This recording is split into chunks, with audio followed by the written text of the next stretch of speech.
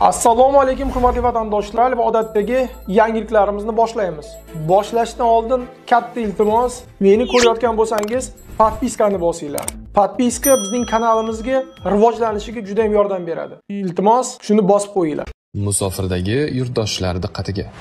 Registratsiya, трудовой договор, продление документа, рассрочка va INN hujjatlarini qilish kerak bo'lsa, unda aynan bizning 6 yillik tajribaga ega o'z vatandoshlari uchun eng halol va ishonchli xizmatlar endi aynan siz uchun. Yuqoridagi xizmatlar sizga kerak bo'lsa, hoziroq bizning quyidagi raqamlarimizga qo'ng'iroq qiling. Rossiyada 1-dekabrdan boshlab nimalar o'zgaradi? Assalomu alaykum qadrli mehmon, videodan to'liq xabardor bo'lish uchun videoga like va podpiska tugmalarini bosib qo'ying. 1-dekabrdan boshlab Rossiya migrantlarga bevosita ta'sir ko'rsatadigan yangi qoidalarni joriy etadi. Asosiy o'zgarishlar chet elliklarning biometrik ma'lumotlari va to'g'ridan-to'g'ri chegarada to'planishidir.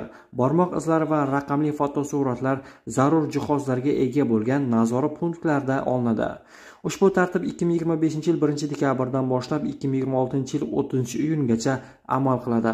Ilgari tajriba Moskvaning Domodedovo, Sheremetyevo, Vnukovo va Zhukovskiy aeroportlari, shuningdek Orenburg viloyatidagi Mashtakova nazorat punkti bilan cheklangan edi. Endi u barcha Rossiya chegaralariga kengaytiriladi. Maqsad migrantlarning raqamli profilini yaratish va ularning mamlakatda qolishini osonroq kuzatishdir. Hujjatga ko'ra, tajriba 1-dekabr kuni soat 00 da boshlangan va 2026-yil 30-iyun kuni soat 23:59 gacha davom etadi. Belarus fuqarolari 6 yoshgacha bo'lgan bolalar, diplomatlar va xalqaro tashkilotlar xodimlari oilalari bilan majburiy biometrik ma'lumotlarni topshirishdan ozod qilingan. Rossiyada avtomobil boshqarayotgan migrantlarga nisbatan yana bir qoida qo'llaniladi. 1-dekabrdan boshlab ularga yozgi shinalarda mashina haydash uchun jarima solinadi.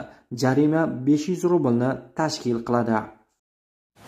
Rossiyada ishlayotgan Yevrosiyo iqtisodiy ittifoqi fuqarolari uchun jismoniy shaxslardan olinadigan daromad solig'i stavkasi rossiyaliklar uchun bo'lgani kabi bo'ladi.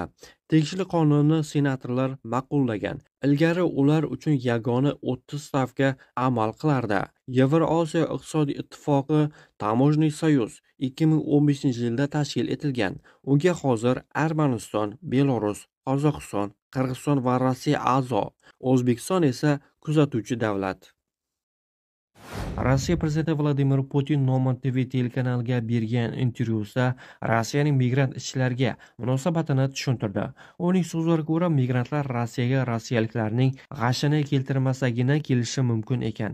Putin agar kimdir Rossiyada ishlashni istasa va u Rossiya qonunlari va urf-odatlari bo'yicha yashashga, ijtimoiy imtiyozlardan foydalanishga va mamlakatni va u yerda yashovchi odamlarni hurmat qilishga tayyor bo'lishi kerakligini ta'kidladi.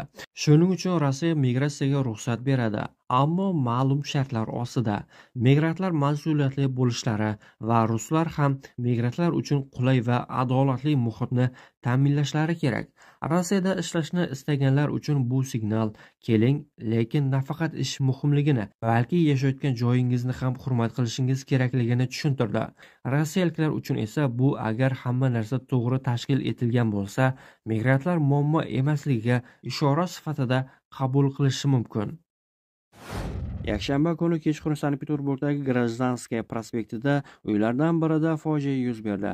Markaziy Osiyo mamlakatlaridan birining fuqarosi bo'lgan 38 yoshli erkak Kalinskiy tumanidagi ko'p qavatli uyda o'tkazilgan ichkilikbozlik paytida og'ir jarohat oldi. U og'ir ahvolda kasalxonaga yotqizildi. Voqea haqida Sankt-Peterburg va Leningrad viloyati ichki ishlar vazirligining bosh boshqarmasi xabar bergan. Politsiya ma'lumotlariga ko'ra, kvartirada yana bir muhojir bo'lgan. U jabrlanuvchi va 2 odam, erkak va ayol birga spirtli ichimliklar ichganliklarini aytgan. Erkakning aytishicha, u yana aroq olib kelish uchun do'konga qaytgan. Qaytganda do'stini pichoqlangan holda ko'rgan. Juftlik esa g'oyib bo'lgan. Bu guvoh politsiya bo'limiga olib ketilgan. U yerda unga migratsiya ro'yxatidan o'tish paytida yolg'on ma'lumot bergani uchun ma'muriy bayonnoma tuzilgan. Keyinchalik Ichki ishlar vazirligi xodimlari gumondorlarni aniqlab hibsga oldi. Ular qurilish kompaniyasida ishlaydigan 43 yoshli erkak va uning 33 yoshli ayol sherigi bo'lib chiqdi. Erkakka mayda bezorilik uchun, ayolga esa migratsiya ro'yxatidan o'tish paytida yolg'on ma'lumot bergani uchun ma'muriy huquqbuzarliklar ayblovlari qo'yildi.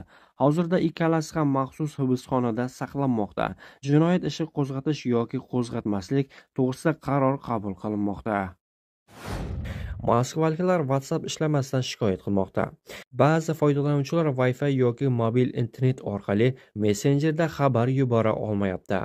Rossiyada ekstremistik deb topilgan va taqiqlangan Beta kompaniyasiga tegishli bu ilova hozirda Rossiyada umuman ishlamasligidan ko'pchilik shikoyat qilishmoqda.